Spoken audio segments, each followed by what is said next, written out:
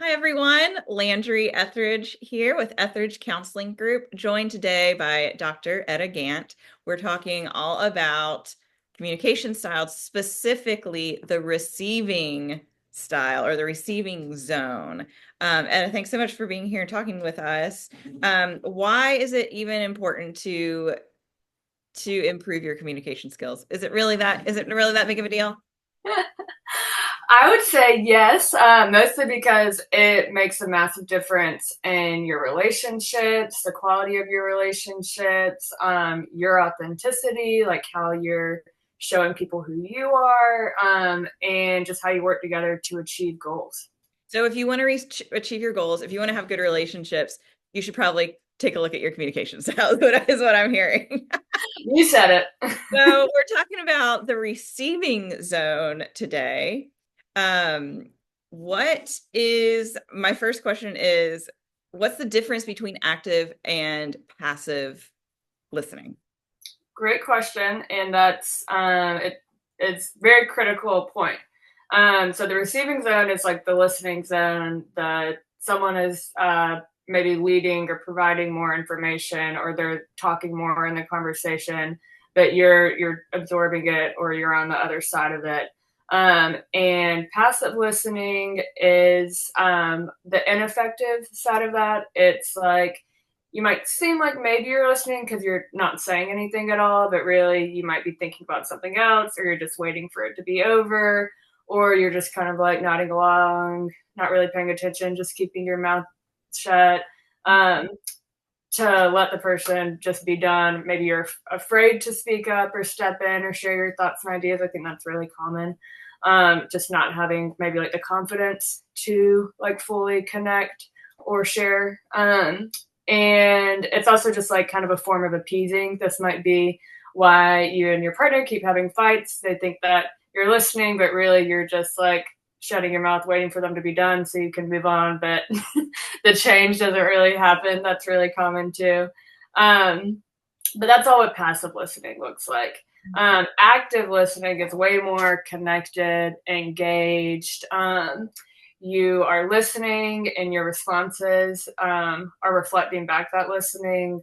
Ooh, that sounds really hard. You went to Harris Teeter and Publix and da da da da da, and you still didn't find it right. Like that's showing that you're listening, you're recalling the details, and you're responding with like an empathic response, that reflection of feeling. That sounds so frustrating. That sounds so hard. Wow, you're really proud. Wow, you're really excited.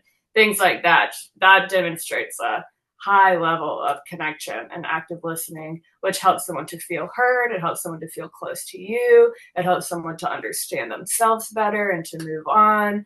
It's a really, really powerful tool with friendships, relationships, even like coworkers. If there's a problem, boss taking the time to active listen to an employee, that helps the employee feel seen and heard in the workplace.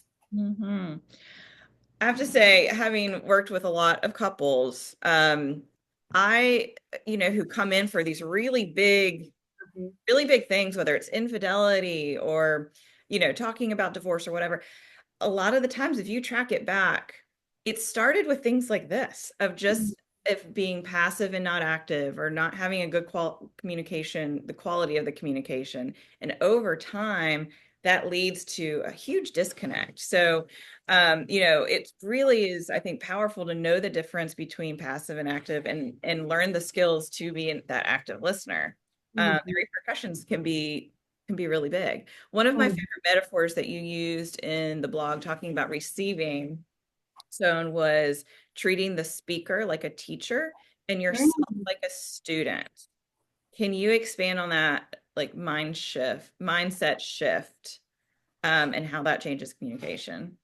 Yeah, I forgot I said that. I like that because I thought about like being learning about something I was really interested in, and like wanting to hear every detail, and knowing that that teacher was the expert on it.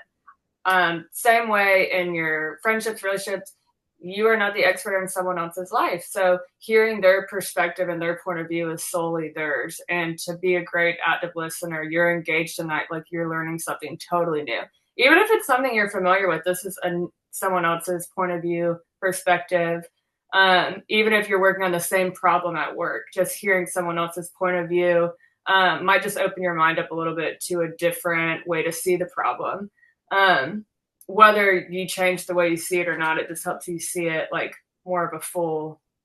Whether you change what you do about it helps you see like more of a full picture, and likely will have you to make little amends to help change your approach. Well, let's say someone wanted to strengthen their active listening skills. What is something they could, one small thing they could do to start becoming a more active listener, a better listener? Mm. Well, I'd say the first thing is actually being attuned with yourself and like any extra stressors in your life that are keeping you like really ungrounded and unable to connect with others. When you're not feeling grounded or are feeling stressed and overwhelmed in other ways, it's way harder to connect and fully give someone your attention. So I'd say that's the Yeah, but first. Yeah. yeah. And then I would say that's the first. But then after that, I think your eye contact, your body language, um, when you are speaking, because it's important in active listening to like provide feedback. You're just not directing it. You're just encouraging the other person. So asking open-ended questions, um, like the what, why, how, things like that, just that will help them elaborate. Tell me more. Um, Lots of nodding, or I do this all the time. Mm-hmm. Like I match my tone to what's happening in the conversation. They're getting like, and then this happened, this happened. I'm like, ooh, yeah, like I'm right. I'm matching my tone, or if it's ooh, ooh, ouch, ouch, Yeah. and kind of Letting match. them know with the non-verbals that Mm-hmm, you're tracking with them, that you're in it with them. I love that. mm-hmm, Yeah. mm-hmm. Doesn't even need to be words. It can just be sounds. Yeah. Usually, if someone's telling you something stressful, something as simple as "Ooh, that's hard. Ooh, that's tough. Ooh, that's stressful." That's all they need to hear to feel like they're heard and are able to let this thing out. Love that. Great. I love it. Well, for anybody listening who wants to, like we said at the beginning, reach their goals in life, have better relationships, do better at work, do better in life in general, you really have to, this is just a fundamental skill for life is communication. And if you feel like you need a little guidance and not really sure where to start or need somebody to practice with, it's great to get a therapist and start learning those skills. If you would like to read more, you can go to LandryEthridge.com and find Etta's blog post there. You can also go to YouTube and watch some of more of her interviews where she's going into a little bit more about some of the different zones. Or if you'd like to work with her or another therapist, you can also schedule a free consultation at LandryEthridge.com to get started. Thank you so much, Etta.